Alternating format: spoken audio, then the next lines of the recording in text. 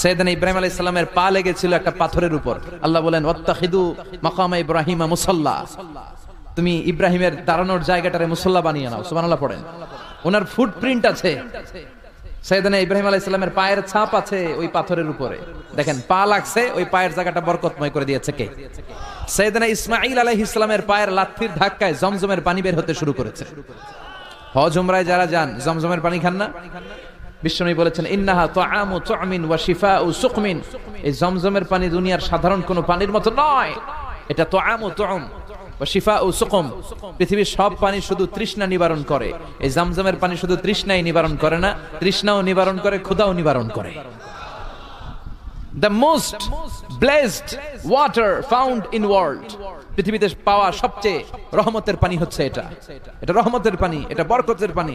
বিশ্বনবীকে যখন মেরাজ নেওয়া হবে, হাতিমে কাবায় বিশ্বনবীকে শুইয়ে দিয়ে সাইয়েদনা জিবরাইল বিশ্বনবীর গলা থেকে নাভি পর্যন্ত পুরোটা কেটে ফেললেন। এটার বলে ওপেন হার্ট সার্জারি, বর্তমান ভাষায় কি বলে? শাক্কুস সাদর। বিশ্বনবীর হৃদয়টা বের করে জমজমের পানি দিয়ে ধৌত করলেন। তার মানে সাইয়েদনা ইব্রাহিমের পা লেগেছে একটা পাথরে, এটা হয়ে গেল মাকাম ইব্রাহিম। সাইয়েদনা ইসমাঈলের পা লেগেছে মরুভূমির বালুর মধ্যে, ওইটা হয়ে গেল জমজম। আর সাইয়েদনা ইব্রাহিমের স্ত্রী হাজার, আমরা যারা ডাকি বিবি হাজরা, আমরা কি বলি? বিবি হাজরা, আসলে ওনার নাম হাজার। এই হাজার দুইটা পাহাড়ের মাঝখানে একটু দৌড়াদৌড়ি করেছিল, বাইনা সাফা ওয়াল মারওয়া। এই দৌড়াদৌড়িটা আল্লাহর কাছে এত ভালো লেগেছে, কিয়ামত পর্যন্ত সব হাজীদের জন্য এখানে দৌড়াদৌড়ি করাটা আল্লাহ ওয়াজিব করে দিয়েছেন। আবার যেখানে সাইয়েদনা ইসমাঈলকে সাইয়েদনা ইব্রাহিম আলাইহিস সালাম জবাইয়ের জন্য নিয়ে গিয়েছিলেন, এই জবাইয়ের কাজটাও আল্লাহর কাছে এত ভালো লেগেছে, সব কুরবানির ঈদে প্রাণী জবাই দেয়াটাকে আমাদের জন্য, সম্পদশালীদের জন্য ওয়াজিব করে দিয়েছে কে? একটার পর একটা পরীক্ষা দিয়েছেন সাইয়েদনা ইব্রাহিম আলাইহিস সালাম। ইখতাসানা ইব্রাহিম আলাইহিস সালাম ওহুম 80 সানা বিল কদুম। বুখারীর বর্ণনা, 80 বছর বয়সে সাইয়েদনা ইব্রাহিম আলাইহিস সালাম নিজ হাতে ওনার সুন্নাতে খাতনা করেছেন। কয়টা পরীক্ষা দিয়েছি আমরা, কি ফ্যামিলি, কি বরকতের ফ্যামিলি। যেখানে হাত দিয়েছে, যেখানে চোখ মেলেছে, ওখানে বরকত আর বরকত। এজন্য আমাদের জন্য সাইয়েদনা ইব্রাহিমের ফ্যামিলি হচ্ছে একটা মডেল, বিশ্বনবীর ফ্যামিলি হচ্ছে একটা মডেল। সালমান খানের ফ্যামিলি মুসলমানদের জন্য মডেল নয়, শাহরুখ খানের ফ্যামিলি আমাদের জন্য মডেল নয়, ঋত্বিক রোশনের ফ্যামিলি আমাদের জন্য মডেল নয়। আমাদের জন্য মডেল হচ্ছে সাইয়েদনা ইব্রাহিমের ফ্যামিলি, বিশ্বনবীর ফ্যামিলি, সাইয়েদনা আবু বকরের family. Now the decision is yours, সিদ্ধান্ত আপনার যে আপনার ফ্যামিলিটারে আপনি জান্নাতি বানাতে চান না জাহান্নামী বানাতে চান। সিদ্ধান্ত আপনার। আপনার একটা শক্ত সিদ্ধান্ত পারে আপনার ফ্যামিলিটারে জান্নাতি বানাতে, আর আপনার একটা দুর্বল সিদ্ধান্ত পারে আপনার ফ্যামিলি মেম্বারদের সবাইকে জাহান্নামের পথ দেখিয়ে দিতে। এজন্য আমরা কই যেতে চাই, জান্নাতে না জাহান্নামে? চিল্লায় বলেন, কই যেতে চাই? মালিক তুমি জান্নাতে, তোমার পাশে আমায় একটি ঘর বানিয়ে দিও, একটি ঘর বানিয়ে দিও সে বিভীষিকাময় মহাদিনে, তোমার প্রতিবেশী করে নিও। মালিক তুমি জান্নাতে, তোমার পাশে আমায় একটি ঘর বানিয়ে দিও, একটি ঘর বানিয়ে দিও। পড়েন আমিন, আর জোরে পড়েন আমিন। এজন্য family it's a very important institution for Muslim community. মুসলমানদের জন্য পরিবার এটা গুরুত্বপূর্ণ। অমুসলিমদের কাছে পরিবারের দাম নাই, মা আছে বাবা নাই, বাবা আছে মা নাই। ব্রোকেন ফ্যামিলির সংখ্যা আমেরিকাতে হাজার হাজার লক্ষ লক্ষ ছাড়িয়ে যাবে, কিন্তু আমাদের ফ্যামিলিগুলা একান্নবর্তী ফ্যামিলি, বাবা মা দাদা দাদি ভাই বোন সবাই মিলে আমরা একসাথে থাকি, ঠিক কিনা? গোটা বিশ্বের সব জায়গাতেও ইসলাম পালন করা যদি নিষিদ্ধ করে দেওয়া হয়, আপনার ঘরের ভিতরে আপনি ইসলাম পালন করতে পারবেন। এজন্য ফ্যামিলিগুলারে সুন্দর করার দরকার আছে না নাই? ফ্যামিলিগুলারে জান্নাতি ফ্যামিলি বানানোর দরকার আছে না নাই?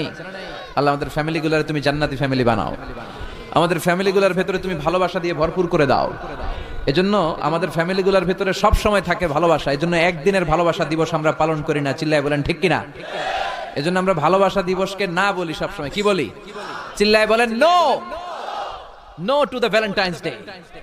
ভালোবাসা দিবসকে আমরা না বলে দিলাম। এই ভালোবাসা দিবসের সাথে আমাদের কোনো সম্পর্ক নাই। এগুলো থেকে আল্লাহ তুমি আমাদের ছেলে মেয়েদেরকে হেফাজত করো, তরুণ তরুণীদেরকে বাঁচাও। মুর্দারগণের রুহের মাগফিরাত, এলাকাবাসীর শান্তি উন্নতি এবং সকল পরীক্ষার্থীদের সাফল্য কামনায় বিশেষ খতম দোয়া উপলক্ষে ওয়াজদার মাহফিল। আজকের প্রোগ্রামের সভাপতি হচ্ছেন আলহাজ হযরত মাওলানা মোহাম্মদ আব্দুল হালিম পীর সাহেব ধামতি। হুজুর তো বোধহয় খুব অসুস্থ না? আসছিল? আল্লাহ তুমি হুজুরকে সুস্থ করে দাও। প্রধান অতিথি আলহাজ রাজি মোহাম্মদ ফখরুল, মাননীয় সংসদ সদস্য কুমিল্লা ৪ দেবিদ্দার। আসছিল নি? আসতে পারে নাই। আজকে কথা বলবে ডক্টর আবুল কালাম আজাদ বাশার সাহেব, কথা বলবে শাহ মোহাম্মদ আরিফ বিল্লাহ সিদ্দিকী সাহেব। আর অনেক গণ্যমান্য ব্যক্তিবর্গ এখানে আছেন। আমার এক নানা আছে এখানে, আনোয়ার হোসেন পাঠান ভুলু, নামটা কি ঠিক আছে নানা ভাই? এদিকে আছে এক নানা, এদিকে আছে আরেক নানা, সামনে হাজিও লাগবে। আচ্ছা আচ্ছা, মাশাআল্লাহ। তো এই কুমিল্লার আশেপাশে সব হচ্ছে আমার নানা আর দাদা, কারণ আমার দাদার বাড়ি পরমতলাতে, আমার জন্ম হয়েছে আবার ঢাকায় ডেমরাতে, আমার স্থায়ী অস্থায়ী হয়ে গেছে আবার ঢাকাতেই।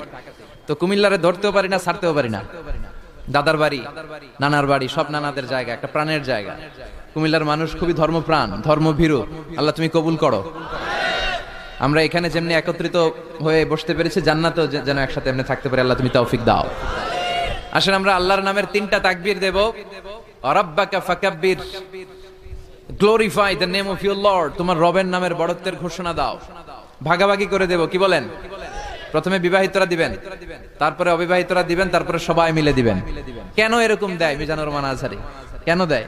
দেয় আপনাদেরকে একটু চাঙ্গা করে তুলবার জন্য, অন্য কোনো সিগনিফিকেন্স এখানে নাই। একটু চাঙ্গা হয়ে উঠবেন সবাই। আল্লাহর নামের তাকবীর দিলে একটা ইমানি ঝাল চলে আসে দেহের মধ্যে, ঠিক কি না? এই আল্লাহু আকবারটা আপনাদের কাছে যত ভালো লাগে, ইসলামের বিপক্ষের শক্তিদের কাছে তত ভয় লাগে। ওরা এটা সহ্যই করতে পারে না। আল্লাহু আকবার শুনলে ওদের থরথরানি, ধুকধুকানি বেড়ে যায়। এজন্য আমরা ইসলামের পক্ষের শক্তি যারা আছে, আমরা সবসময় একজনের নামে স্লোগান দেই, তিনি কে? তো প্রথমে যারা বিবাহিত আছেন তারা পড়বেন তাকবীর, এরপরে অবিবাহিতরা, এরপরে সবাই মিলে। শুরুতে বিবাহিতরা রেডি হন। বিবাহিত কারা কারা আসছেন দেখি তো একটু। অনেক আসছে, আলহামদুলিল্লাহ আলহামদুলিল্লাহ। হাত নামান। অবিবাহিত কারা কারা আসছে দেখি। এই যে 2 হাত করে তুলতেছে, এরা সবসময় সংখ্যা বাড়াতে চায় আর 2 হাত করে তোলে। দেখা যাবে দেবিদ্দারের বিবাহিতদের পারফরমেন্স ভালো হয় না অবিবাহিতদের। শুরুতে বিবাহিত ভাইরা রেডি হন। আমি পড়বো লিল্লাহি তাকবীর, আপনারা পড়বেন আল্লাহু আকবার। শুরুতে বিবাহিতরা রেডি, তাকবীর পড়েন। বিবাহিতরা পড়েন লিল্লাহি তাকবীর। মাশাআল্লাহ, তাবারাকাল্লাহ। এবার অবিবাহিতদের পালা। অবিবাহিতরা কাশি দিয়ে গলা ঠিক করে নিতেছে। অবিবাহিতরা রেডি? দেখি তোমাদের পারফরমেন্স কেমন হয়। পড়ো লিল্লাহি তাকবীর। মাশাআল্লাহ, এদের পারফরমেন্স ভয়ঙ্কর, ইমানি চেতনায় উদ্বুদ্ধ। আল্লাহ এই প্রাণ ঢালা উচ্ছ্বাসগুলোকে তুমি ইসলামের খাতিরে কবুল করে নাও। এবার আমরা সবাই মিলে 3 তাকবীর। কয় তাকবীর? এক একটা তাকবীরে যাতে প্যান্ডেল কেঁপে ওঠে। পারা যাবে মুসলমান?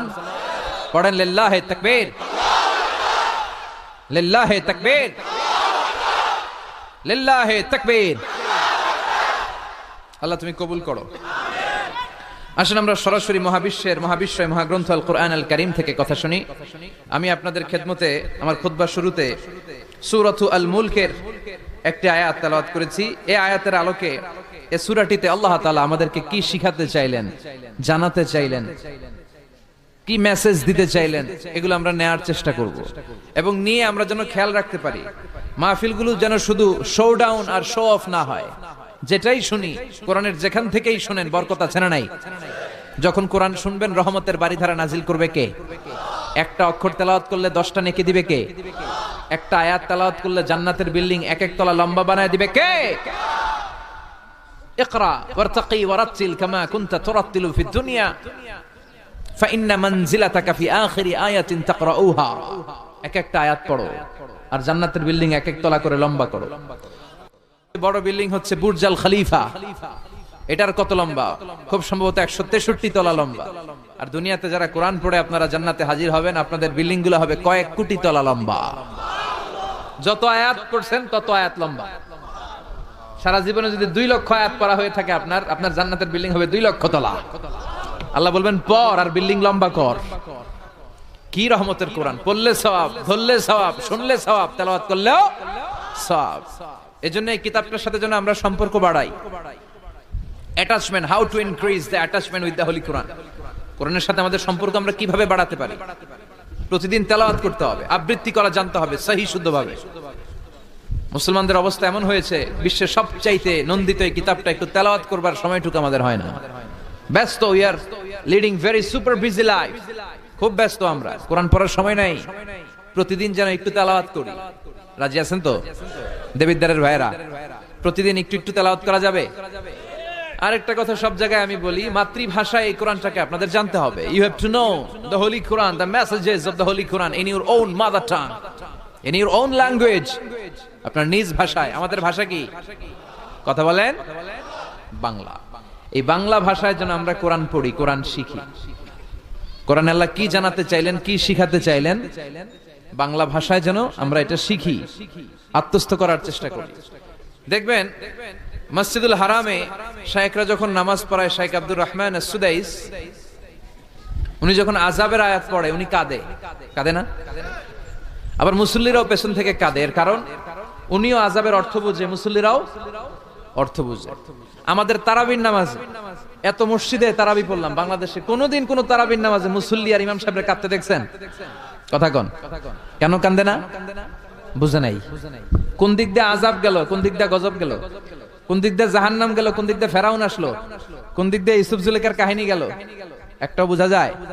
কথা বলেন, বোঝা যায় না। ইমাম সাহেব বুঝে না, আমরাও বুঝি না, কেউ বুঝে না, অর্থ বুঝি না, তাই আমাদের হৃদয়ে টাচ করে না। দেখবেন ওরা আযাবের আয়াত পড়লে কাঁদে, রহমত আর জান্নাতের আয়াত পড়লে ওদের হৃদয়টা ঠান্ডা হয়ে যায়। এর জন্য সালাতে আপনি কি পড়ছেন এটা বুঝতে হবে, সালাতে আপনি কি তেলাওয়াত করতেছেন বুঝতে হবে। আজীবন পড়লেন সামি আল্লাহু লিমান হামিদা, অর্থ কি অনেকেই জানে না, আছে না নাই? এজন্য মাতৃভাষায় কোরআন জানতে হবে, কোরআন তেলাওয়াত মনোযোগ দিয়ে শুনতে হবে, কোরআন পড়তে হবে, পড়ায় দিতে হবে। আপনি কাউকে যদি সূরাতুল ফাতিহাটা শুধু শিখায়া দেন, সে সারা জীবন যতবার সূরা ফাতিহা তেলাওয়াত করবে তার একটা পার্সেন্টেজ সওয়াব আপনার আমলনামায় আছে না নাই? এজন্য কোরআনের আবৃত্তি শিখা, কোরআনের অর্থ জানা মাতৃভাষায়, নিজে কোরআন পড়া, অন্যকে পড়ায় দেওয়া, এবং কোরআনের আন্দোলন করা দরকার আছে না নাই? সব সময় কোরআনের পক্ষে থাকার দরকার আছে না নাই? আল্লাহ তুমি আমাদেরকে সহি সমঝ দান করো। তাই আমরা যখনই কোরআনের কথা শুনবো, নিজেদেরকে পরিবর্তনের জন্য শুনবো, ঠিক কিনা? আমার আখিরাতটাকে সুন্দর করার জন্য শুনবো। আমাদের তাফসির মাহফিল গুলো হয়ে গেছে এখন শোডাউন, অনেক লোক জড়ো হইতে হবে, স্লোগান হইতে হবে, এগুলো আছে না নাই? আমাদেরকেও বেঁধে দেয় অনেক জায়গায়, হুজুর আপনার কিন্তু আজকে মাহফিল কাঁপাইতে হবে। কি বলে? কাঁপাইতে হবে। কিন্তু অনেক জায়গায় বলে হুজুর আপনার জমাইতে হবে। কি বলে? জমাইতে হবে। আবার অনেক জায়গায় বলে হুজুর আপনার কিন্তু মাহফিলটা ধরে রাখতে হবে। কি করতে হবে? তো কোথাও আমাদের কাঁপাইতে হয়, কোথাও আমাদের জমাইতে হয়, আবার কোথাও মাহফিল ধরে রাখতে হয়। কথা বুঝতে পেরেছেন? মাহফিল কাঁপানো, জমানো, ধরে রাখা, এই টেন্ডেন্সি থেকে আসেন, বেরোয় আসি। We have to make a change. আপনাকে চেঞ্জ আনতে হবে, পরিবর্তন। বিশ্বনবী পৃথিবীতে এসেছেন পরিবর্তনের জন্য। তিনি কোন জায়গায় খারাপ কিছু দেখলেই পরিবর্তন করে দিতেন। এক সাহাবাকে জিজ্ঞেস করলেন কি নাম? মাসমুক। সে বলে ইসমি হাজান, আমার নাম হলো হাজান। হাজান মানে দুশ্চিন্তা। হাজান মানে? বিশ্বনবী বললেন হাজান কারো নাম হতে পারে? দুশ্চিন্তা এটা একটা নাম হইলো? বিশ্বনবী বললেন তোমার নাম আজকে থেকে হাজান নয়, আজকে থেকে তোমার নাম সাহাল। কি নাম? সাহাল মানে সহজ। সাহাল মানে? সে বলে না ইয়া রাসূলুল্লাহ, আমার বাপ চাচা নাম রাখছে হাজান, এটা আমি ছাড়বো না। বিশ্বনবী বললেন না, আসলে যাও। তো সে বাড়িতে চলে গেল। যাওয়ার পর থেকে ওই যে দুশ্চিন্তা তার আর পিছু ছাড়ে না। তার ব্যবসায় লস, তার চাকরিতে লস, ওর পেটে ব্যথা, ওর মাথায় ব্যথা, ওর জ্বর, ওর মেয়ে কান্দে, ওর বউ দৌড়ায়, ওর পোলায় কয় আমি মরুম। কষ্ট আর জ্বালা ছাড়েই না। সবাই বলে ওই যে বিশ্বনবী তোমার একটা সুন্দর নাম দিয়েছিল, আনো নাই, এর বদদোয়া লাগছে, যাও নবীর কাছে মাফ চেয়ে নামটা চেঞ্জ করে আনো। হাজান ফিরে গেল বিশ্বনবীর কাছে, যে বলে ইয়া রাসূলুল্লাহ আমার হাজান নামের দরকার নাই, গুষ্টি গিলাই হাজান, আপনি কি নাম কইছিলেন ওটা কোন? আবার বিশ্বনবী বলে আমি বলছিলাম আনতা সাহাল। সাহাল মানে সহজ। সাহাল মানে?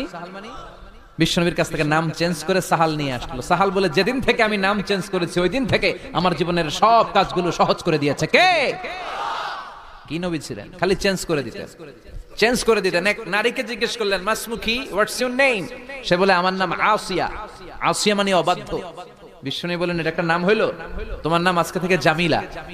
জামিলা মানে সুন্দরী, বিউটিফুল লেডি। জামিলা মানে সুন্দরী। সে নাম চেঞ্জ করে জামিলা নিয়ে নিল। সবাই বলল যেদিন থেকে বিশ্বনবী তার নাম জামিলা করেছে ওই দিন থেকে মরার আগের দিন পর্যন্ত এই মহিলার সৌন্দর্যে কোনোদিন ভাটা পড়ে নাই। আবার বিশ্বনবী মক্কা থেকে মদিনায় হিজরত করতে গেলেন। বিশ্বনবী বললেন মাসমু হাযিহিল আরদ, এই জমিনের নাম কি? সবাই বলল এই জমিনের নাম ইয়াসরিব। কি নাম? মদিনার আগের নাম ইয়াসরিব। ইয়াসরিব মানে to take revenge from someone, কারো থেকে প্রতিশোধ নেয়া।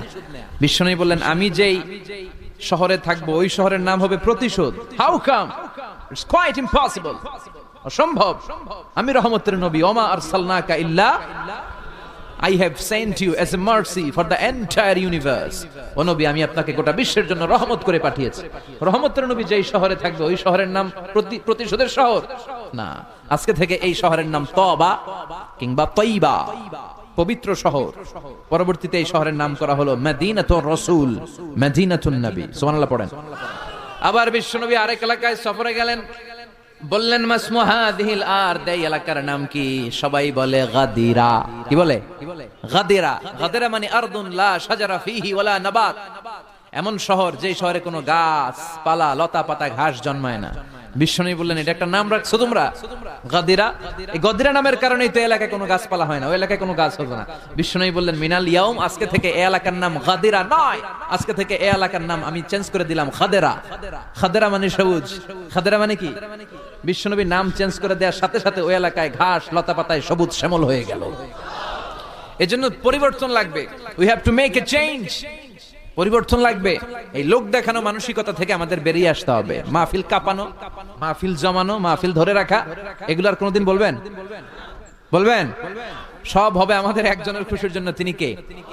চিল্লায় বলেন আল্লাকা সিররুন ইনদাল্লাহ বাইনাকা আনতা ওয়া বাইনাল্লাহ, আল্লাকা সাদাকাতুন তাখফা লা ইয়ালামুহা ইল্লাল্লাহ, আল্লাকা সিররুন ইনদাল্লাহ বাইনাকা আনতা ওয়া বাইনাল্লাহ, আল্লাকা সাদাকাতুন তাখফা লা ইয়ালামুহা ইল্লাল্লাহ। সুবহানাল্লাহ পড়া।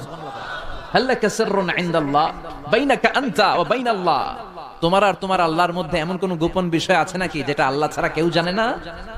তোমার জীবনে এমন কোন গোপন দান আছে নাকি যেটা আল্লাহ ছাড়া কেউ দেখেনি? আমরা এখন দেখায় দেখায় দান করতে চাই, আছে না নাই? অমুক সমাজপতি শিল্পপতি 2 লক্ষ টাকা বলেন মারহাবা, আছে না নাই? লোক দেখানো দান। এটা মিজানের পাল্লায় উঠালে কোনো ওজন হবে না।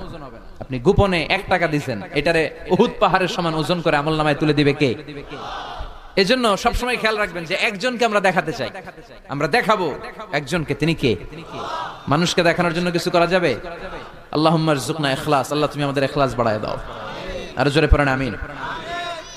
আমরা আজকে সূরাতুল মুলক থেকে কথা শুনবো। মুলক সূরার নাম কি? এই সূরার অনেক ফজিলত আছে। এই সূরা রাত্রিবেলা যারা তেলাওয়াত করবে তাদের কবরের আযাব হবে না। কবরের কথা শুনলে ভয় লাগে না? একদিন মাটির ভেতরে হবে ঘরে মন আমার, কেন বাঁধো দালান ঘর, প্রাণ পাখি উড়ে যাবে পিঞ্জর ছেড়ে,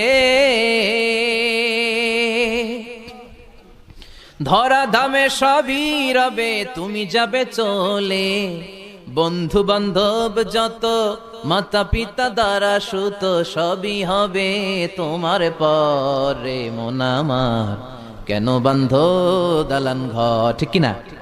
চলে যেতে হবে, কেউ থাকতে পারবো না। কিন্তু এই জিনিসটা আমাদের স্মরণেই আসে না। এত ব্যস্ততা, এত মায়া জাল, এত মায়ার জালে আমরা আটকে আছি। এত ব্যস্ত লাইফ, সকালবেলা অফিস, বিকেল বেলায় অমুক কাজ, তারপরে অমুক কাজ, একটার পর একটা কাজ চলতেই থাকে। এই ব্যস্ততার কারণে আমাদের জীবনটা সুপার বিজি লাইফ আমরা লিড করছি, আমাদের জন্য সময়ই নাই। কিন্তু চলে যেতে হবে। এজন্য সাইয়েদনা ওমর ফারুক বলতেন মুতু ক্বাবলা আন তামুতু, মরার আগে একবার মরো। হাসিবু ক্বাবলা আন তুহাসাবু আলাইকুম, তোমার হিসাব নেওয়ার আগে তুমি তোমার একবার হিসাব নাও। আমাদের প্রত্যেকের নিজের একটা হিসাব আছে না নাই? কথা বলেন। নিজে খাতা কলমের মধ্যে একটু লিস্ট করবেন যে আমি জীবনে এই ভালো কাজ করেছি, এই খারাপ কাজ করেছি, আসলে আমার অবস্থানটা কই হওয়া উচিত।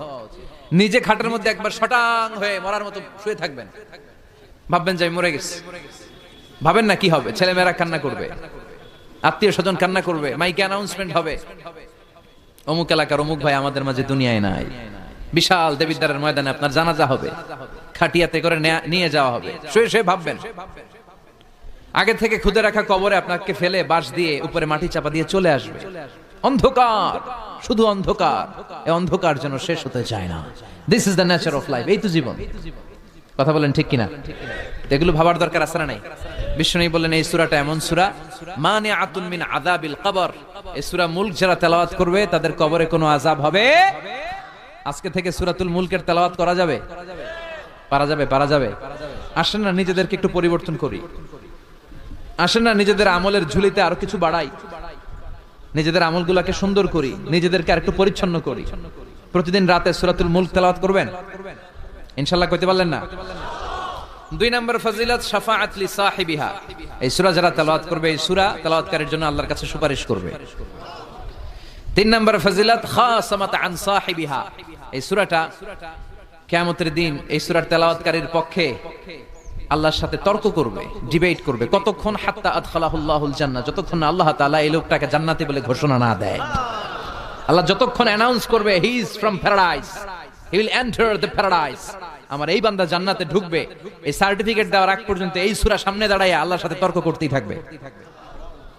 আবার বিশ্বনবী বলেন মান ক্বারা বিহা ফি লাইলাতিন ফাকাদ আকসারা ওয়া আতাবা। রাত্রি বেলায় যেই ব্যক্তি এই সূরাটা তেলাওয়াত করবে তার রাত্রিটারে বরকতময় করে দিবে কে? এজন্য বিশ্বনবী বলতেন আমি চাই আমার প্রতিটা উম্মতের হৃদয়ে এই সূরাটা গাঁথা থাক। আমার নবী চাইতেন আমাদের অন্তরে যেন এই সূরাটা মুখস্থ থাকে। আমরা চাই না? 30টা মাত্র আয়াত। কয় আয়াত? সবাই বলেন কয় আয়াত? প্রতিদিন এক আয়াত মুখস্থ করলে আমাদের পুরো সূরাটা মুখস্থ করতে লাগবে কয় দিন? 30 দিন। এক মাসের চেষ্টায় এই সূরাটা মুখস্থ করা যাবে না? দেবিদ্বারের ভাইরা করা যাবে? আওয়াজ করে পড়েন ইনশাআল্লাহ। এই সূরার মাহাত্ম্য হচ্ছে এই সূরা আপনার দৃষ্টিভঙ্গিকে চেঞ্জ করবে, আপনার চিন্তার জগতে আন্দোলন তৈরি করবে, আপনার চোখকে খুলে দিবে, আপনার ঘুমন্ত বিবেককে জাগিয়ে দিবে। বিশেষ করে যারা স্রষ্টা নিয়ে সন্দেহে থাকে তাদের জন্য এটার ভিতরে ডোজ আছে, মেডিসিন আছে।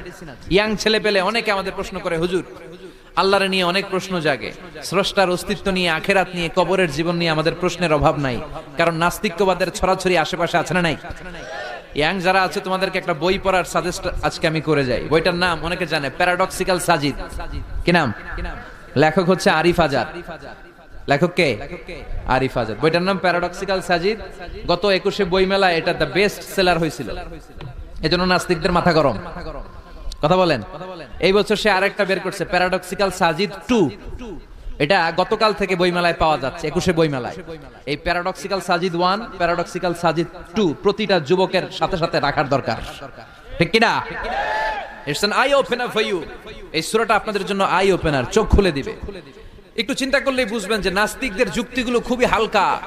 ওরা স্রষ্টাকে মানতে চায় না, আল্লাহরে মানতে চায় না। এর কারণ ওরা বলে আনসিন ইজ নাথিং, যেটারে দেখি না ওইটা মানি না। নাউজুবিল্লাহ পড়বেন না? কিন্তু ওরা ওদের জীবনে অনেক কিছু দেখে না, ওরা মানে না। কথা কন। আচ্ছা, আপনি আপনার জীবনে সরাসরি চোখ দিয়ে আমেরিকা দেখছেন? কথা কয় না। তা আমেরিকা যা আছে মানেন না? যারা এখনো হজে যান নাই, যারা এখনো যান নাই, কাবা ঘর নিজ চোখে সরাসরি দেখছেন? টিভিতে না, টিভিতে তো সবাই দেখছে। সরাসরি কাবা ঘর দেখছেন? তো আপনি যে দেখেন নাই, আপনি সৌদি আরব যে আছে কাবা ঘর যে আছে মানেন না? নাস্তিকরা বাতাস খালি চোখে দেখে না, দেখে, কিন্তু নাস্তিকরা বাতাস মানে না। Why do you believe on that? বাতাস মানুষ কেন? তোর দাদা তোর বাবা কোনোদিন বাতাস দেখছে? তুই তোর চোখ দিয়ে কোনোদিন বাতাস দেখেছিস? Do you see the air in the atmosphere? উত্তরে বলবেন no. So why do you believe on that? বাতাস বিশ্বাস করো কেন? Do you see the migraine pain when someone feel in his head? কেউ যখন মাথা ব্যথা অনুভব করে বলে যে আমার মাথাটায় প্রচন্ড ব্যথা, ওর যে মাথা ব্যথা দেখা যায়। কথা বলেন। ভাইজানের মাথা ব্যথা প্রচন্ড দেখা যাচ্ছে? মাথা ব্যথা থাকলেও মাথার অবস্থা যা, না থাকলেও এটা দেখা যায় না। So why do you believe on that? মাথা ব্যথা দেখা যায় না তো বিশ্বাস করস কেন? এগুলো কপাল পড়া, এগুলো হচ্ছে নাম্বার 1 হাদারা মুল্লুক্কা পাঠা। এদের দলিলগুলো একেবারে নড়বড়ে। কুফানগরীতে এক নাস্তিক ছিল, সে বলে বেড়াতো আমি আল্লাহরে দেখি না তাই মানি না। কুফানগরীর লোকজন বলে আমাদের এক ইমাম আছে নাম নু'মান ইবনে সাবিত, ওনার সাথে বসলে তুমি আল্লাহরে দেখতে পাবা। সে বলে তাই, তাহলে তোমাদের ইমামকে ডাকো। সাইয়েদনা ইমাম আবু হানিফা টাইম দিলেন, এই জুমার দিন, আজকে জুমার দিন না, এই জুমার নামাজের পরে ঠিক ভর দুপুরে 2টায় সবাই আমরা একত্রিত হব। নাস্তিকও আসবে, সাইয়েদনা ইমাম আবু হানিফাও আসবে। জুমার সালাতের পরে লোকের বন্যা বয়ে গেল, বাঁধ ভাঙা জোয়ার, অনেক মানুষ। নাস্তিক এসেছে, লক্ষ লক্ষ লোক এসেছে, আসে নাই ইমাম আবু হানিফা। আসে না আধা ঘন্টা, 1 ঘন্টা, 2 ঘন্টা পরে আসছে। নাস্তিক বলে, এই তোমাদের ইমাম যার কোনো সময়ের জ্ঞানী নাই, এর সাথে কিসের তর্ক? সাইয়েদনা ইমাম আবু হানিফা বলে, ইনদি উযর, আমার ওজর আছে। কি ওজর? সাইয়েদনা ইমাম আবু হানিফা বলেন, আমি ঘর থেকে বের হয়ে আসার পথে একটা নদী পার হয়ে আসতে হয়। আজকে এসে দেখি নদীর মধ্যে কোনো মানুষ টানুষ নাই, নৌকা নাই, মাঝি নাই, কিচ্ছু নাই। তো হঠাৎ দেখলাম পাশে বিশাল বড় একটা গাছ, এই গাছটা এমনি এমনি 2 ভাগ হয়ে গেল। হঠাৎ গাছ থেকে এমনি এমনি লম্বা তক্তা হয়ে গেল, এমনি এমনি তক্তাগুলো জোড়া লেগে নৌকা হয়ে গেল। আর নৌকা আমার সামনে আসলো, মাঝি ছাড়া, লগি বৈঠা ছাড়া। আমি নৌকায় যেয়ে বসলাম, নৌকাটা আমার নিয়ে টান দিয়ে সাঁ করে ওপার নিয়ে গেল। তো এই যে এই কাজগুলো আর প্রসেসিং গুলো হতে আমার 2 ঘন্টা সময় লেগেছে। নাস্তিক কয়, তখন ইমাম গাঞ্জা খাইছে, মাথার তার ছিঁড়া গেছে, নাহলে কোনো সুস্থ মানুষ এই কথা বলতে পারে? এমনি এমনি নাকি গাছ ভেঙে তক্তা হয়, এমনি এমনি নাকি তক্তা লেগে নৌকা হয়, এমনি এমনি নাকি মাঝি ছাড়া নৌকা চলে? সাইয়েদনা ইমাম আবু হানিফা বললেন, এই তো আপনি লাইনে চলে আসছেন, আপনারে বুঝানো এখন আমার খুব সহজ হবে। এমনি এমনি গাছ কাটে না করাত ছাড়া, এমনি এমনি তক্তা জোড়া লাগে না, নৌকা হয় না মিস্ত্রি ছাড়া, এমনি এমনি নৌকা চড়ে না মাঝি ছাড়া। তাহলে এত বিশাল বড় আকাশটা কেমন করে এমনি এমনি হলো? জমিনটা কেমন করে এমনি এমনি হলো? সাগর, মহাসাগর, পাহাড়, মরুভূমি কেমন করে এমনি এমনি হলো? এগুলোর একজন স্রষ্টা আছে না নাই? নাস্তিক কয়, তাই তো, আসলেই তো আমি হাদারাম, আসলেই তো আমি উল্লুক্কা পাঠা। এইভাবে তো আমি কখনো ভেবে দেখি নাই, এইভাবে তো কখনো চিন্তা করি নাই। ও ইমাম, তুমি আমার ঘুমন্ত বিবেককে জাগিয়ে দিয়েছো, তুমি আমার চোখের সামনের পর্দাটা উঠিয়ে দিয়েছো, তুমি আমার দৃষ্টিভঙ্গিকে পরিবর্তন করে দিয়েছো। ও ইমাম, তুমি আমার চোখ খুলেছো, তুমি আমাকে হক চিনতে সাহায্য করেছো। আর দেরি করতে চাই না, আমারে পড়িয়ে দাও লা ইলাহা ইল্লাল্লাহু মুহাম্মাদুর রাসূলুল্লাহ। কালিমা পড়ে মুসলমান হয়ে গেছে। আল্লাহু আকবার পড়েন। এমনি নাস্তিকদের জন্য এই সূরার ভেতরে আল্লাহ তাআলা অনেক দিক দর্শন রেখেছেন, জীবন দর্শন রেখেছেন। আল্লাহ বুঝাতে চান যে গোলাম, আমারে চিনার জন্য, আমারে দেখার জন্য তোর ডক্টরেট ডিগ্রি লাগবে না, তোর ব্যাচেলর ডিগ্রি, মাস্টার্স ডিগ্রি লাগবে না। তুই আমার সৃষ্টির দিকে একটু নজর করে তাকা, একটু ঠান্ডা মাথায় চিন্তা করে দেখ, একটু সাগরের দিকে তাকা, একটু নদীর দিকে তাকা, একটু পাহাড়ের দিকে তাকা। তাকালেই তুই বুঝবি সামওয়ান ইজ কন্ট্রোলিং এভরিথিং। একজন এমডি আছে, ম্যানেজিং ডাইরেক্টর, মহা ব্যবস্থাপক, যিনি গোটা বিশ্বের সব ব্যবস্থাপনার আঞ্জাম দিচ্ছেন। চিল্লায় বলেন ঠিক কিনা? আল্লাহ বলে, তুই সাগরের দিকে তাকা, পাহাড়ের দিকে তাকা, নদীর দিকে তাকা। সাগরের দিকে তাকালে আমি আল্লাহরে খুঁজে পাবি। ঝর্ণার দিকে তাকা, ঝর্ণার মধ্যে আল্লাহর নিদর্শন আছে না নাই? ঝর্ণা ঝর্ণা ঝর্ণা রে, বলনা বলনা বলনা রে, কার বিরহে পাগল পাড়া তুই, কার মিলনে ফুল ফসলে ভরা রে তোর দুকুল ভুই, কার মিলনে ফুল ফসলে ভরা রে তোর দুকুল ভুই। ঝর্ণা ঝর্ণা ঝর্ণা রে, বলনা বলনা বলনা রে, কার বিরহে পাগল পাড়া তুই। সুবহানাল্লাহ পড়েন। ঝর্ণা দেখছেন কোনদিন? হড়ে হড়ে দেখছেন? সিলেটে মাধবকুণ্ড জলপ্রপাত, আর কোথায়? সীতাকুণ্ড, আর কোথায়? রাঙ্গামাটি, আর শ্রীমঙ্গল। ঝর্ণা আছে না? এই ঝর্ণার দিকে তাকাবেন, ঝর্ণার ঝরঝর শব্দের আওয়াজগুলো বুঝার চেষ্টা করবেন। দেখবেন ঝর্ণা আপনাকে বলে দিবে যে আমার স্রষ্টা কে। আল্লাহর সৃষ্টির দিকে তাকালে আল্লাহরে পাওয়ার সুযোগ আছে না নাই? এই তথ্যগুলো, এই উপাত্তগুলো, এই মেসেজ আর ইনফরমেশন গুলো আল্লাহ তাআলা এই সূরার ভিতরে ভরে দিয়েছে। শুনতে রাজি আছেন? আওয়াজ করে বলেন তো সূরার নাম, আরো জোরে সবাই বলেন কি নাম? মুলক। মুলক মানে কি? মুলক মানে রাজত্ব, মুলক মানে ক্ষমতা, মুলক মানে পাওয়ার, মুলক মানে কিংডম, মুলক মানে সভরেনিটি, মুলক মানে অথরিটি। অথরিটি কার? এজন্য রাব্বুল আলামিন বলেন, তাবারাকাল্লাযী বিয়াদিহিল মুলকু ওয়া হুয়া আলা কুল্লি শাইইন কাদির।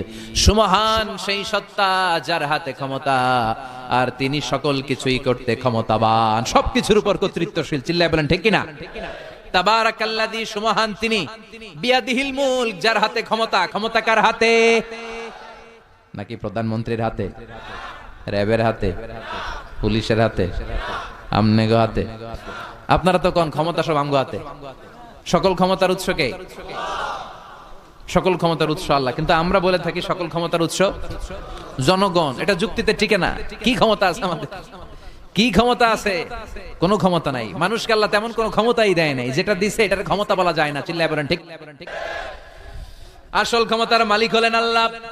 আমাদেরকে তো আল্লাহ দুর্বল করে বানিয়েছেন। ওয়া খলিকাল ইনসানু দাঈফা। আমাদেরকে দুর্বল করে তৈরি করেছে কে?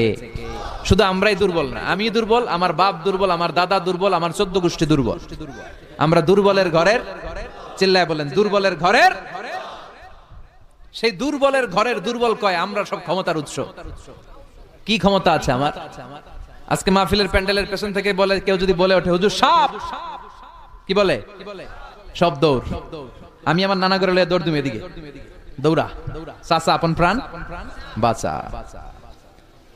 সাপ কথাটা তো মজা করে বললাম, এত অনেকে খুঁজতেছে আসলে কি সাপ।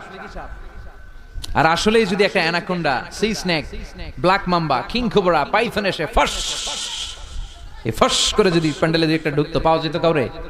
কথা কন। তো এই হচ্ছে আমাদের ক্ষমতা। সাপ বাদ দেন, বাবা ব্যাংক চিনেন? চিনেন না? না, দেবিদ্দার তো বাবা ব্যাংক নাই। কি করে? খালি লাফায়। 10টা বাবা ব্যাংক, 2টা এই স্টেজে, আর বাকি 8টা প্যান্ডেলে।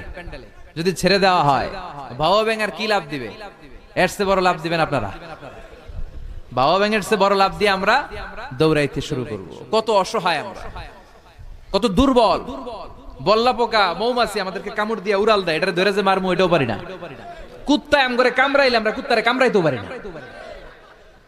কি অসহায়।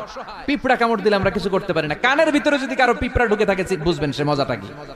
আহা, হ্যাঁ, বাঁচার কোনো সুযোগ নাই, কোনো ক্ষমতাই নাই। এরপরও আমরা বলি সব ক্ষমতার মালিক আমি। দেখবেন যাদের ডায়রিয়া হয় আর 5-7 বার টয়লেটে গেছে, এর চেহারার দিকে তাকানো যায় না। বৈশা গেছে, বৈশা যান।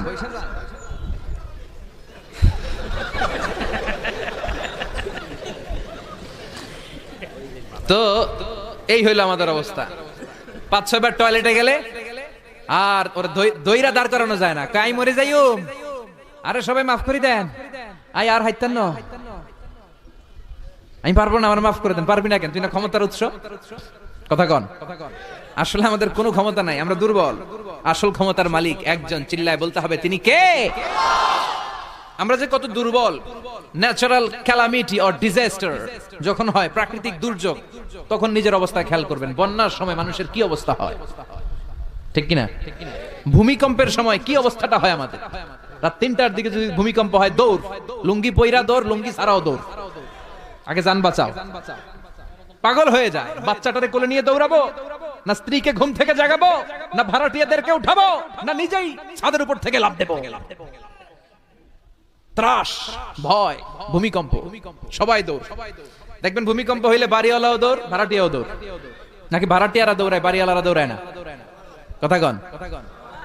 ডোনাল্ড ট্রাম্প যে বিল্ডিং এ থাকে, ওইটাতে ভূমিকম্প হইলে ডোনাল্ড ট্রাম্প তো দৌড়াবে না? না, ডোনাল্ড ট্রাম্পও দৌড়াবে। আমি কিছু টেলিভিশনে লাইভ প্রোগ্রাম দেখেছি, ওখানে উপস্থাপক আর অতিথিরা ক্যামেরা ট্যামেরা মেকআপ টেকআপ নিয়ে বসছে। একটু পরে শুরু হয়েছে ভূমিকম্প, মাইক থুইয়া দিয়া উপস্থাপক দৌড়। তো যেহেতু মেকআপ টেকআপ একেবারে ক্যামেরা ট্যামেরা সব সেটিং, অতিথিরা ওঠে না। একটু পরে আবার নাড়াচাড়া, এবার অতিথিও দৌড়। বাঁচার জন্য সব দৌড়। এই হচ্ছে আমাদের ক্ষমতার দৌড়াত্ম। এরপরও আমরা বলি আমরা নাকি ক্ষমতার উৎস। তুফান হলে, এইখানে একটা তুফান হলে 70 কিলোমিটার বেগের জাস্ট বাতাসটাকে যদি আল্লাহ এর তীব্রতা যদি বাড়িয়ে দেয়, সব দৌড় আমরা। কথা কন। আল বাহরু জুনদুম মিন জুনুদিল্লাহ, আর রিহু জুনদুম মিন জুনুদিল্লাহ। বাতাস আল্লাহর সৈনিক, আগুন আল্লাহর সৈনিক, তুফান আল্লাহর সৈনিক। চিল্লা এখন ঠিক কিনা? 2004 সালের সুনামির কথা ভুলে গেছেন? ইন্দোনেশিয়া একটা প্রদেশ আছে, বান্দা আছে, এক ধাক্কায় 3 লক্ষ সাগরের ভেতরে। জাপানের কান্টো শহরে 1 লক্ষ নয়, একটা ধাক্কায়, কয়েক সেকেন্ডের ব্যবধান। একটু আগে নাচানাচি করতেছিল, দুম্মা চলে দুম, একটু পরে সব হয়ে গেছে দুম দুম। একেবারে সাইজ করে ফেলছে কে? আহা, কোনো ক্ষমতা নাই। ক্ষমতার মালিক কে? এজন্য রাব্বুল আলামিন বলেন তাবারাকাল্লাযী বিয়াদিহিল মুলকু ওয়া হুয়া আলা কুল্লি শাইইন কাদির। সুমহান সেই সত্তা যার হাতে ক্ষমতা, ক্ষমতা কার হাতে? কক্সবাজারে দেখবেন একটা দ্বীপ আছে, একমাত্র দ্বীপ যেটাতে পাহাড় আছে, নাম মহেশখালী। ওইখানে বৌদ্ধদের স্বর্ণ মন্দির আছে। ওখানে তুফান টুফান শুরু হইলে বৌদ্ধরাও জিকির করা শুরু করে দেয় আল্লাহর। সুবহানাল্লাহ কইবেন না? তুফানে পড়লে দেখবেন হিন্দু, বৌদ্ধ, আস্তিক, নাস্তিক সবাই জিকির করে একজনের, চিল্লায় বলেন তিনি কে? আমরা মাঝে মাঝে আমাদের প্রোগ্রাম স্কেডিউল এত টাইট থাকে, মাঝে মাঝে আমরা প্লেনে, হেলিকপ্টারে এক জেলা থেকে আরেক জেলায় যাই বাধ্য হয়ে। সিলেটে প্রোগ্রাম, কক্সবাজারে প্রোগ্রাম, ওই অমুক জায়গায় প্রোগ্রাম, তো ফ্লাইট ধরা লাগে। তো আমরা আভ্যন্তরীণ ফ্লাইটে চড়ে চড়ে আমরা যাই। তো আমরা যখন যাই, ওখানে কিছু এয়ার হোস্টেস থাকে বিমানের ভেতরে, এদেরকে বলে বিমানবালা। খুব সুন্দরী স্মার্ট নারীদেরকে তারা রিক্রুট করে, নিয়োগ দেয়। এদের যদি 3-4টা সন্তান হয়ে যায়, এদেরকে আবার চাকরিতে রাখে না। সৌন্দর্যটাই যাদের পুঁজি। তারা লিপস্টিক মেখে, পারফিউম মেখে, মেকআপ করে, ভেরি বিউটিফুল লেডি। ওরা আসে, এসে আমাদেরকে খাবার টাবার দেয়, ইনস্ট্রাকশন দেয়। তো বিমানটা, আভ্যন্তরীণ বিমানগুলো বাংলাদেশের ভেতরে যেগুলো চলে, এগুলো 14 থেকে 15,000 ফিট উপরে ওঠে। তো বিমানটা প্রথমে রানওয়েতে টাক্সি করে, মানে বিমান যখন মাটিতে চলে এটাকে বলে টাক্সি। কি বলে? টাক্সি ছেড়ে যখন উপরে ওঠে এটারে বলে টেক অফ। কি বলে? তো এটা যখন বিমানটা যখন টেক অফ করবে, তখন দেখলাম এই এয়ার হোস্টেস গুলো, যেগুলোর পর্দা নাই, হেজাব নাই, শালীনতা নাই, মাইক্রোফোন হাতে নিয়ে ঘোষণা দিচ্ছে, ভদ্র মহিলা এবং ভদ্র মহোদয়গণ, আপনারা আপনাদের সিট বেল্ট গুলো বেঁধে নিন। এখনই আমাদের উড়োজাহাজটি শাহজালাল আন্তর্জাতিক বিমানবন্দর থেকে শাহ আমানত বিমানবন্দরের উদ্দেশ্যে 15,000 ফিট দিয়ে উড়ে যাবে। এরপরে পড়তে শুরু করে আল্লাহু আকবার, আল্লাহু আকবার, আল্লাহু আকবার। তো আমি উল্টা ঘুরে তাকাইলাম, কি রে এই মাইয়া আল্লাহু আকবার কয় কেমনে? গুইরা দেখি হাতের মধ্যে এরকম কাগজ, এই কাগজ থেকে দেখে দেখে পড়তেছে। উচ্চারণ কিন্তু আমগমতো না, পড়তেছে আল্লাহু আকবার, আল্লাহু আকবার, আল্লাহু আকবার, সুবহানাল্লাযী সাখখারা লানা হাযা। পুরো দোয়াটাই পড়ছে, ওমা কুন্না লাহু মুকরিনিন ওয়া ইন্না ইলা রাব্বিনা লামুনকালিবুন। তো আমি হিসাব মিলালাম, ঘটনা কি? লিপস্টিক, মেকআপ, সুটেড, বুটেড, পারফিউম মাখা, হিপ হপ স্টাইলের মেয়ে, এরা আল্লাহু আকবার পড়ে কেন? তো তখনই খেয়াল করে দেখলাম যে বিমানটা এখন ছাড়ছে, জমিন ছেড়ে দিয়ে 15,000 ফিট উপরে যাচ্ছে। ওরা খুব ভালো করেই টের পায়, এই 15,000 ফিট উপরে যখন বিমান থাকবে, ওরে বাঁচানোর কেউ নাই, ওকে রক্ষা করার কেউ নাই। তখন ওর কোনো পাওয়ার নাই, কোনো ক্ষমতা নাই, চিল্লায় বলেন ঠিক কিনা? তখন কোনো সিকিউরিটি নাই। কি দুর্বল মানুষ! বিমান বাঁকা হয়ে গেলে সবাই চিল্লায় বাঁচাও। যদি জিজ্ঞেস করেন কে বাঁচাবে, বলবে হুজুর আপনি বাঁচান। আছে না নাই? দুর্বল। আসল ক্ষমতার মালিক হলো একজন, চিৎকার করে বলতে হবে তিনি কে? এজন্য রাব্বুল আলামিন বলেন তাবারাকাল্লাযী বিয়াদিহিল মুলকু ওয়া হুয়া আলা কুল্লি শাইইন কাদির। সুমহান সেই সত্তা যার হাতে ক্ষমতা, ক্ষমতা কার হাতে?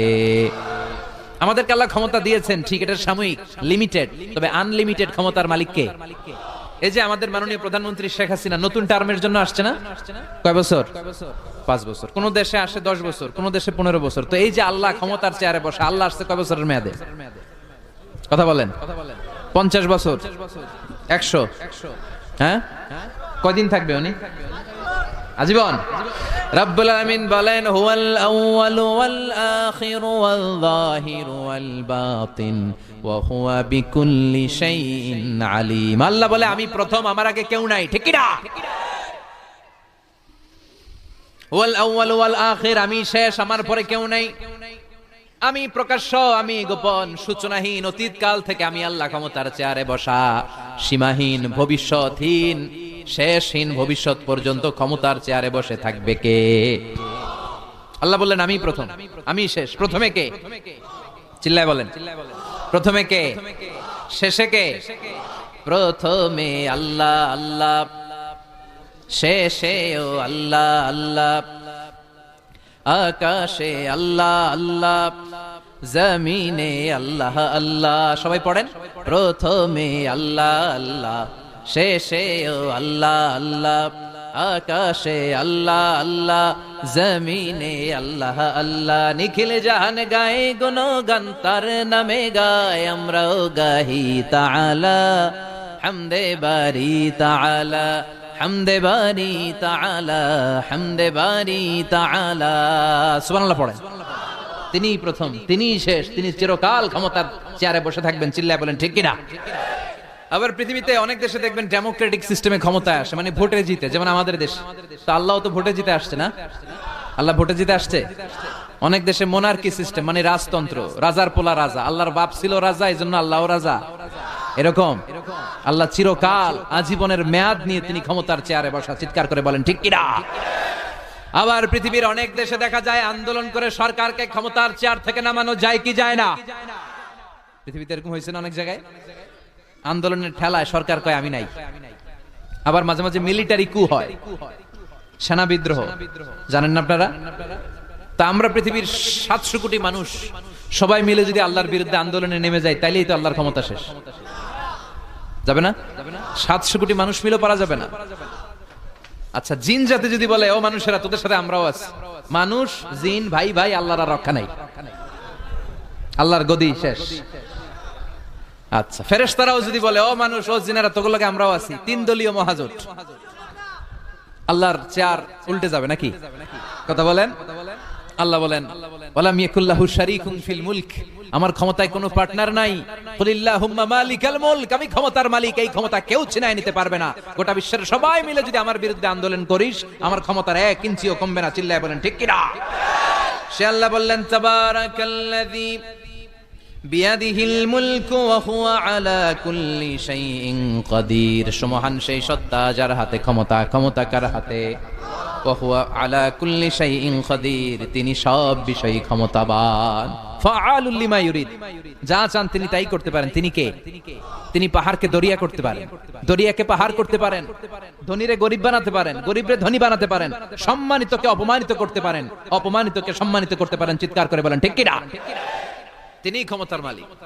সকল ক্ষমতার উৎস হচ্ছেন তিনি, সকল ক্ষমতার উৎস আমরা জনগণ। আর কোনদিন বলবেন দেবিদ্বারের ভাইরা? তাহলে চিল্লায় বলেন তো সকল ক্ষমতার উৎস কে? আল্লাহ সকল ক্ষমতার উৎস। এর কিছু দূর পরে আল্লাহ বলেন ওয়ালাকাদ যায়্যানাস সামাআদ দুনিয়া বিমাসাবিহা ওয়া জাআলনাহা রুজুমান লিশ-শায়াতিন, আমি প্রথম আকাশের মহাশূন্যটাকে আলো দিয়ে, তারা দিয়ে সুশোভিত করেছি। আবার এই তারা দিয়ে আমি জিনদেরকে আঘাত আর প্রহারের ব্যবস্থাও করেছি। সুবহানাল্লাহ পড়েন। অনেক লম্বা কথা, আমি সংক্ষেপে মেসেজগুলো আপনাদের কাছে পৌঁছে দেই। আল্লাহ বলেন আমি প্রথম আকাশের মহাশূন্যটাকে তারা দিয়ে সাজিয়েছি। I have beautified the closer sky with light, candle and stars. মাথা উপরের দিকে তুললে আমরা যেটা দেখি এটা কি? আসলে এটা আকাশ না, এটা মহাশূন্য। এটা কি? আকাশ অনেক উপরে, আমরা খালি চোখে যা দেখি এটা প্রথম আকাশের মহাশূন্য। এই প্রথম আকাশের মহাশূন্যের অনেক উপরে প্রথম আকাশ, তারপরে দ্বিতীয় আকাশের মহাশূন্য, তারপরে দ্বিতীয় আকাশ, তারপরে তৃতীয় আকাশের মহাশূন্য, তারপরে তৃতীয় আকাশ, একটার চেয়ে আরেকটা বড়। সুবহানাল্লাহ পড়েন। কত বড়? আপনার এই হাতের আংটিটা, সাহারা মরুভূমির নাম শুনছেন? পৃথিবীর সবচেয়ে ছোট মরুভূমি, তাই না? তাইলে বড়। এই বিশাল সাহারা মরুভূমিতে যদি আপনার এই হাতের আংটিটা আপনি ছুঁড়ে ফেলে দেন, এই সাহারা মরুভূমির তুলনায় আপনার আংটি যত ছোট, আল্লাহর দ্বিতীয় আকাশের তুলনায় আল্লাহর প্রথম আকাশটা ঠিক তত ছোট। একটার চেয়ে একটা বড়, একটার চেয়ে একটা বড়। আর আমরা মনে করি কত বিশাল জায়গা নিয়ে আমরা বসে আছি। এই যে দেবিদ্বার প্রপারের আজকের এই প্যান্ডেলের এই পরিবেশটা অনেক বড় মনে হচ্ছে না তাকালে? পুরো দেবিদ্বারের তুলনায় এই প্যান্ডেলটা কত ছোট কল্পনা করা যায়? দেবিদ্বার হচ্ছে কুমিল্লার 16টা থানার একটা, তাই না? থানা। কুমিল্লা হচ্ছে বাংলাদেশের 64 জেলার একটা। এরকম 64টা জেলা মিলে আমাদের সুজলা সুফলা শস্য শ্যামলা ডিজিটাল বাংলাদেশ। এই বাংলাদেশ হচ্ছে পৃথিবীর সবচাইতে বড় দেশ। কি বড় না? কত ছোট জানেন? মানচিত্রের মধ্যে বাংলাদেশ এটা লেখার জায়গা পাওয়া যায় না। বাংলা BANG পরে ইন্ডিয়ার উপরে, মাঝখানে LA, পরে বাংলাদেশের উপরে আবার DESH পরে আবার ইন্ডিয়ার উপরে। বাংলাদেশ কথাটা লেখার জায়গাও বাংলাদেশের উপরে নাই। কত ছোট! পাশের ইন্ডিয়ায় 25 গুণ বড়, Canada, United states of America প্রায় 100 গুণ বড়, রাশিয়া নামে একটা দেশ আছে প্রায় কয়েকশো গুণ বড়। এরকম 200টা দেশ মিলে আমাদের এই পৃথিবী। এই 200টা দেশ মিলে পৃথিবীর মাত্র 30 ভাগ, বাকি 70 ভাগ হচ্ছে শুধু পানি। সুবহানাল্লাহ কইবেন না? তাহলে পুরো পৃথিবীর তুলনায় দেবিদ্বারের এই প্যান্ডেলটা কত ছোট, কত ক্ষুদ্র আমি, কত তুচ্ছ আমি, কত নগণ্য আমি, চিন্তা করতে পারেন? আচ্ছা, এত বড় মনে হইলো এই পৃথিবীটাকে এত বড় মনে হচ্ছে আমাদের, কিন্তু এই যে দ্বীপ্রহরের জলজলে সূর্যটা দেখা যায়, এই সূর্যটা এই বিশাল পৃথিবীর চেয়ে 13 লক্ষ গুণ বড়। 9,30,00,000 মাইল দূরে 8 মিনিট 18 সেকেন্ড সময় নিয়ে আলোটা আসে। তাহলে এতক্ষণকার আলোচনা পর্যন্ত মনে হচ্ছে সূর্যই মনে হয় অনেক বড়। সূর্য হচ্ছে একটা স্টার, তারা। সূর্যের পরে পৃথিবীর সবচেয়ে কাছের তারার নাম প্রক্সিমা সেন্টরাই, তারপরে একটা আলফা সেন্টরাই এ, আলফা সেন্টরাই বি, যেতে যেতে ইটা ক্যারিনা, ব্যাটেল জিউস, এরকম অনেকগুলো আছে, আপনারা গুগল করলে পাবেন এগুলো। এই যে ব্যাটেল জিউস তারা, যেই সূর্য পৃথিবীর চেয়ে 13 লক্ষ গুণ বড়, ওই ব্যাটেল জিউস তারাটা আবার সূর্যের চেয়ে 33 কোটি গুণ বড়। তাহলে এতক্ষণ পর্যন্ত বোঝা যাচ্ছে ব্যাটেল জিউসই মনে হয় বড় না। ব্যাটেল জিউস এত ক্ষুদ্র তারা, এটার কোনো নাম নিশানাই নাই অন্য তারকার সামনে। চিল্লায় এখন আল্লাহু আকবার। এরকম লক্ষ লক্ষ অযুত লক্ষ নিযুত কোটি million billion trillion zillion pillion অট্রিলিয়ন তারা নিয়ে আমাদের গ্যালাক্সি গঠিত। আমাদের এই গ্যালাক্সির নাম মিল্কি ওয়ে। কি নাম? আমাদের গ্যালাক্সির পরে সবচেয়ে কাছের গ্যালাক্সির নাম অ্যান্ড্রোমেডা। আমাদের গ্যালাক্সি থেকে অ্যান্ড্রোমেডায় পৌঁছতে আলোর গতিতে কেউ যদি পৌঁছতে যায় তাহলে 2.5 মিলিয়ন লাইট ইয়ার সময় লেগে যাবে। 2.5 million light year. Light year মানে আলোকবর্ষ। আলোকবর্ষ বললাম এজন্য, মানে আলোর গতিতে যদি আপনি ছোটেন, এই পৃথিবীতে আবিষ্কৃত সবচেয়ে দ্রুত গতি সম্পন্ন যে উপাদানটা পাওয়া গিয়েছে সেটার নাম লাইট, মানে আলো। সেটা কি? এই আলো 1 সেকেন্ডে ছুটে 1,86,000 মাইল বেগে। সুবহানাল্লাহ। বাড়িতে গিয়া 1 সেকেন্ডে 1 লক্ষ, 1 ঘন্টায় না কিন্তু, 1 মিনিটেও না, আরে 1 সেকেন্ড কইতে 2 সেকেন্ড লাগে। কথা কন। সেই 1 সেকেন্ডে নাকি আলো ছুটলে 1,86,000 মাইল চলে যায়। তো আলোর গতিতে গতি সম্পন্ন কোন রকেট, যেই রকেট আলোর গতিতে ছুটবে, এরকম কোন রকেট যদি আপনারা বানাতে পারেন, তাহলে আমাদের গ্যালাক্সি থেকে, আমাদের মিল্কি ওয়ে থেকে আমাদের সবচেয়ে কাছের গ্যালাক্সি অ্যান্ড্রোমেডাতে পৌঁছতে আপনার 25 লক্ষ বছর লেগে যাবে। চিল্লায় পড়েন না আল্লাহু আকবার।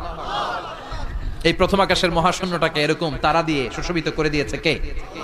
রাতের বেলা তারার মেলা যদি আপনি তাকান অবাক হবেন। এখন তো তারার সৌন্দর্য দেখা যায় না লাইটিং ফাইটিং এর কারণে। আগে যখন গ্রামে আসতাম দেখতাম কি সুন্দর তারা, সুন্দর সুন্দর তারা আছে। সবচেয়ে উজ্জ্বল একটা তারা আছে, এটার নাম ধ্রুব তারা। কি তারা? ধ্রুব তারা। একটা আছে শুক তারা। 60টা তারার একটা চ্যানেল আছে, এটার বলে সপ্তর্ষি মণ্ডল। অনেকে রাতের তারাটারা চিনে না। আগের নাবিকরা আকাশের তারা দেখে পথ চলতো। সুবহানাল্লাহ পড়েন। এই তারকারা যদি প্রথম আকাশের মহাশূন্যটাকে সাজিয়ে দিয়েছে কে?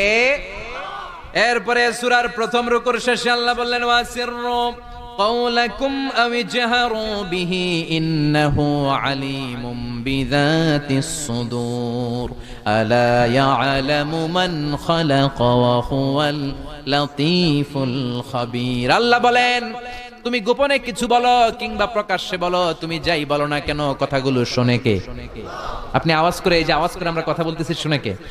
আওয়াজ বন্ধ করে মনে মনে ভাবতেছি, ওইটা মনে আল্লাহ শোনে না? কথা বলেন। 7 আকাশের উপরে আল্লাহর আরশ, ওই আরশের উপরে আল্লাহর অবস্থান। 7 জমিনের নিচেও যদি কোনো পিঁপড়া নীরবে নিঃশব্দে হেঁটে যায়, আল্লাহ বলে এত উপর থেকে আমি ওই পিঁপড়ার হেঁটে চলার পায়ের আওয়াজটাও শুনতে পাই। কেউ যেটা শোনে না, শুনে কে? এরপর আল্লাহ বললেন হুয়াল্লাযী জাআলা লাকুমুল আরদা যালুলান ফামশু ফি মানাকিবিহা ওয়া কুলু মির রিজকি ওয়া ইলাইহিন নুশুর। আল্লাহ বললেন তিনি এমন সত্তা যিনি তোমাদের জন্য জমিনটারে সমতল বানিয়ে দিয়েছেন। জমিনের যেখান দিয়ে প্রয়োজন হেঁটে যাও আর রিজিক তালাশ করো, কিন্তু সবশেষে তার দিকে ফিরে যেতে হবে। ঠিক কি না? জমিনটারে সমতল করলো কে? আজকের এই প্যান্ডেলটা সমতল না? কথা কন। না উঁচা নিচা? আজকে এদিকে যদি উঁচা হইতো, এদিকে নিচা, এদিকে খাদ, এদিকে গর্ত, এদিকে আবার উঁচা, বসতে পারতেন? কি সমতল! বিমান থেকে নিচের দিকে তাকালে এটা ভালো টের পাওয়া যায়। মনে হয় সবুজ কার্পেটিং করা, এটা একটা কার্পেট, এটা একটা কার্পেট, কার্পেট কার্পেট। পুরো বাংলাদেশটা মনে হয় যেন আল্লাহ তাআলা সবুজ কার্পেট দিয়ে ডেকোরেশন করে রেখেছে। আল্লাহ বলে সবুজ কার্পেট দিয়ে ডেকোরেশন করেছি দেখে ভেবে নিও না তোমরা বেঁচে গেছো। নাফরমানি আর গাদ্দারি করলে সবুজ কার্পেটের ভিতরে আগুন আছে না নাই? কি মেকানিজম? উপরে কার্পেট, নিচে আগুন। কার্পেটের নিচে কি? আল্লাহ কোরআনে কসম কেটেছেন ওয়াল বাহরিল মাসজুদ, ফুটন্ত সাগরের পানির কসম। দুনিয়ার কোন সাগরের পানি গরম না, সব ঠান্ডা, কিন্তু আল্লাহ বললেন ফুটন্ত টকবগে সাগরের পানির কসম আমি খেলাম। অনেক গবেষণা হলো এই সাগরের পানি নিয়ে। আমেরিকান নেভাল একাডেমির এক চিফ ইঞ্জিনিয়ার উনি বললেন কোরআনে পাওয়া গেল টকবগে সাগরের পানির কসম, কিন্তু সাগরের পানি তো ঠান্ডা, এখানে গরম আসলো কোত্থেকে? আসলে আল্লাহ সাগরের নিচে যে গরম মজুদ রেখে দিয়েছেন ওইটার দিকে খেয়াল করে বলেছে। তো সে গবেষণা করতে চাইলো, দেখি সাগরের ভিতরে আগুন কই আছে। কোরআন যেহেতু বললো টকবকে সাগরের পানির কসম, আসলে কোনো আগুন টাগুন খুঁজে পাওয়া যায় কিনা। সে সাগরের ভেতরে পাইপ ঢুকাতে শুরু করলো, জোড়া লাগিয়ে লাগিয়ে গবেষণা। তো পাইপ যেতে যেতে অনেক সাগরের গভীরতা শেষে তলা পাওয়া গেল। তলার ভেতরে সে ড্রিল করে পাইপ ঢুকাতে লাগলো। সে পেয়ে গেল মাটির স্তর, এরপরে পাললিক শিলার স্তর। পৃথিবীর ভিতরে কিন্তু অনেকগুলো স্তর আছে জানেন। এই যে পানিগুলো আমরা নষ্ট করি, এই পানি কিন্তু খাই, আমাদের পেশাবই আমরা খাই। আমাদের এই প্রস্রাবও যদি পৃথিবীর 4-5টা স্তর শেষে নিচের দিকে চলে যায়, এটা মিনারেল ওয়াটারের মতো হয়ে যায়। এই 4-5টা স্তর মাটির ভেতরে রেখে দিয়েছে কে? পাললিক শিলা, রূপান্তরিত শিলা, আগ্নেয়গিরির শিলা। এরপরে যখন সে পাইপ ঢুকাতে শুরু করেছে, সে দেখতে পেল এই পাইপগুলো গলে গলে পানি হয়ে যায়। এত আগুন, এত গরম। সে তো অবাক, সে অবাক পৃথিবীর ভিতরে এত আগুন আসলো কোত্থেকে। তো এই আগুনের টেম্পারেচারটা কতটুকু পাওয়ারফুল এটা চেক করার দরকার আছে না নাই? সে বলল, I need fire proof pipe, bring from America. America থেকে ফায়ার প্রুফের পাইপ আনো, পরীক্ষা চালায় দেখি। ফায়ার প্রুফের পাইপ আনা হলো, এবার ফায়ার প্রুফের পাইপ ঢুকাইতে শুরু করছে। সাগর শেষে তলা, পাললিক শিলা, রূপান্তরিত শিলা, আগ্নেয়গিরির শিলা। ওই আগ্নেয়গিরির শিলার পরে যখন ফায়ার প্রুফের পাইপ ঢুকাতে শুরু করেছে, যেই পাইপে আগুন ধরে না, সে দেখতে পেল ফায়ার প্রুফের পাইপগুলো গলে গলে ধোঁয়া আর পানি হয়ে যায়। তাহলে এই সবুজ কার্পেটিং এর নিচে আগুন আছে না নাই? এই আগুন মজুদ করে রেখেছে কে? সে আল্লাহ বললেন, আমিনতুম মান ফিস সামাই আন ইয়াখসিফা বিকুমুল আরদা ফাইযা হিয়া তামুর। তোমরা কি ভেবেছো নাকি সবুজ কার্পেটের উপরে আনন্দে নাচানাচি করবা, আনন্দে লাফালাফি করবা, কিন্তু এই জমিনটারে মুহূর্তের মধ্যে দোলা দিয়ে দিতে পারে কে? খাসাফ মানে হচ্ছে ল্যান্ডস্লাইড, মুহূর্তে ভূমিটা কেঁপে যেতে পারে, পুরো পৃথিবীটা ফাইদা হিয়া তামুর কেঁপে উঠবে, ট্রেম্বলিং, ভাইব্রেশন শুরু হয়ে যাবে পুরো পৃথিবীটার কাঁপাকাঁপির চোটে। তোমরা এটার উপর দাঁড়িয়েও থাকতে পারবে না। তার মানে নিচে, এই পৃথিবীর নিচে আযাব আর গজব, আগুন মজুদ করে রেখেছে কে? আবার আল্লাহ বলল, উপরের দিকে তাকাও, দেখবা মেঘমালায়, মেঘমালার উপরও আমি আল্লাহর আযাব আছে না নাই? আমিনতুম মান ফিস সামাই আন ইউরসিলা আলাইকুম হাসিবা ফাসাতা'লামুনা কাইফা নাযীর। আমি চাইলে উপর থেকে আইয়ুরসিলা আলাইকুম হাসিবা, হাসিবা মানে হচ্ছে পাথর বৃষ্টি, শিলা বৃষ্টি। দেবিদ্বারে তো কখনো শিলা বৃষ্টি হয় নাই না? কবে হইছে? এবছর হয়েছিল। শিলা বৃষ্টি হইলে দেখবেন যে ছাগল গরুর মাথায় পড়লে বড় বড় শিলা, ছাগল মরে যায়। মানুষের মাথায় পড়লে মানুষ মরে যায়, টিনের চাল ভেঙে যায়, বাড়িঘর ভেঙে সব শেষ। তো এরকম শিলা বৃষ্টি যদি হয় আমরা বাঁচবো? অ্যাসিড বৃষ্টি হলে, উল্কা বৃষ্টি হলে,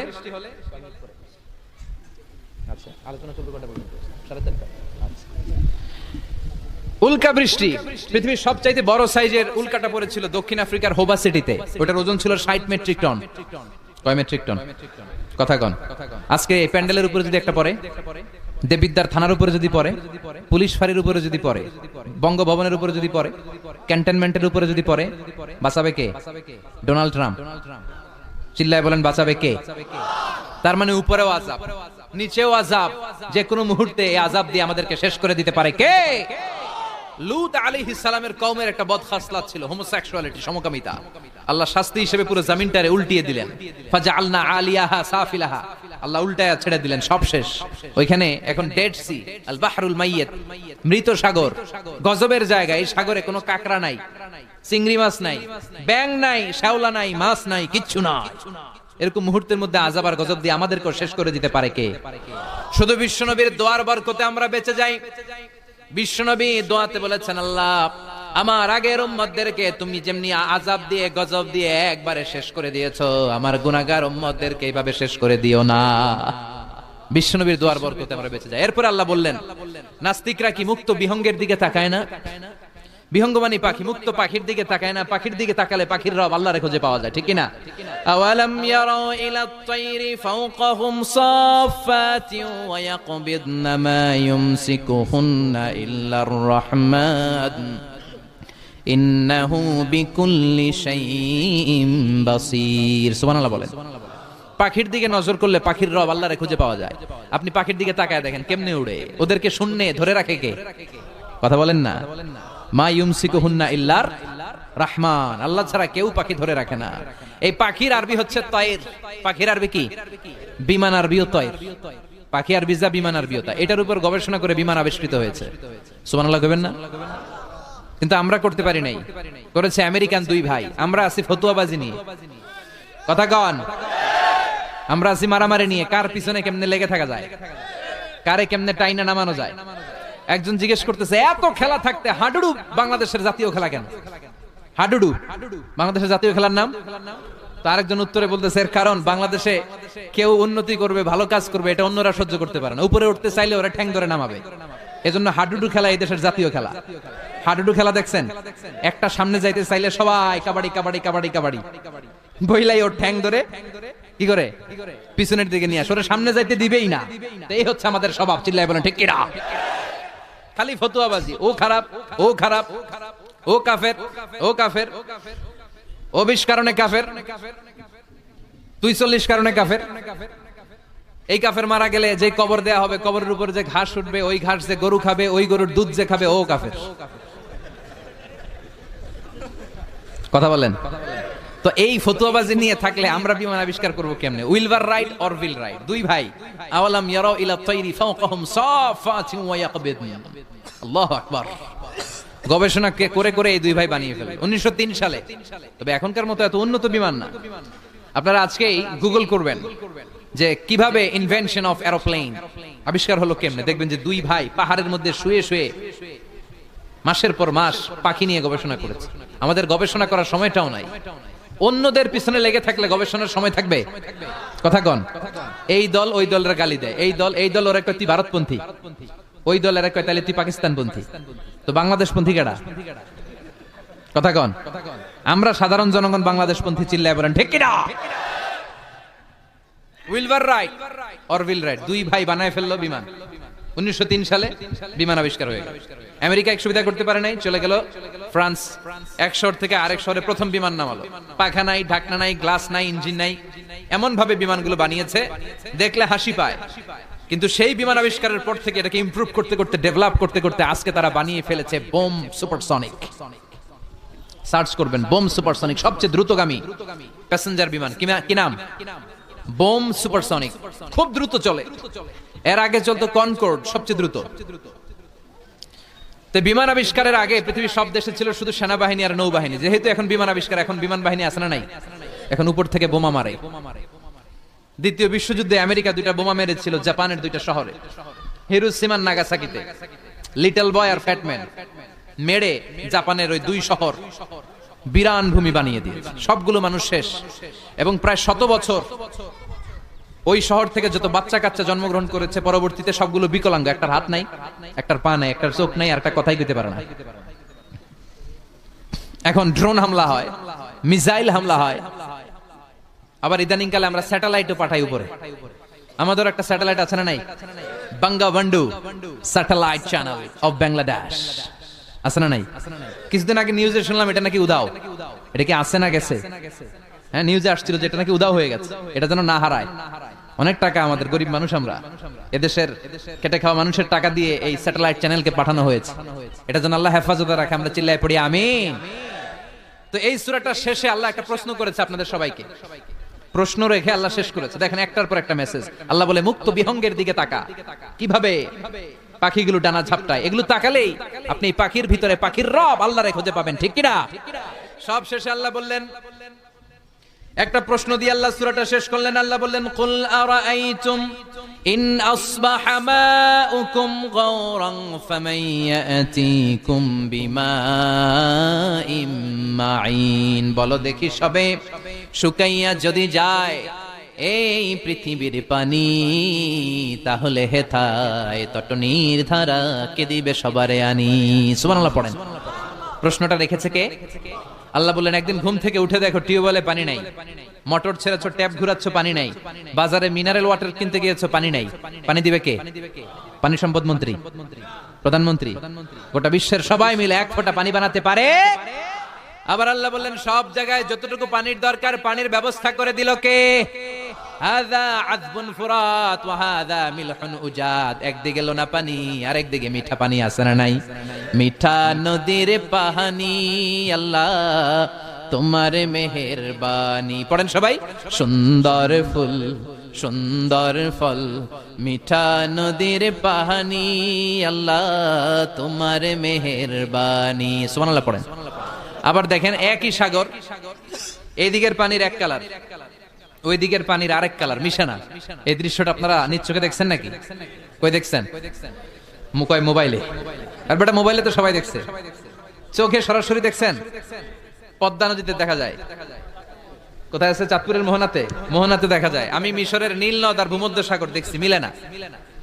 মারাজাল বাহরাইনি ইয়ালতাকিয়ানি বাইনাহুমা বারযাখুন লা ইয়াবগিয়ান ফাবিআই আলাই রাব্বিকুমা তুকাযযিবান। দুই দিক থেকে দুই ধরনের পানি বয়ে যায়, মাঝখানে অদৃশ্য ব্যারিকেড দিয়ে দিয়েছে কে? এই পানির ডেনসিটি হাই, এটা ডেনসিটি কম, এটা টেম্পারেচার হাই, এটা টেম্পারেচার কম, এটা লোনা, এটা মিঠা, এজন্য একটার সাথে আরেকটা মিশে না। এই পানির স্রষ্টা কে? পানি চাইবো কার কাছে? এই পানির অপর নাম যেমনি জীবন, আবার বেশি পানি হয়ে গেলে মরণ। কথা কন।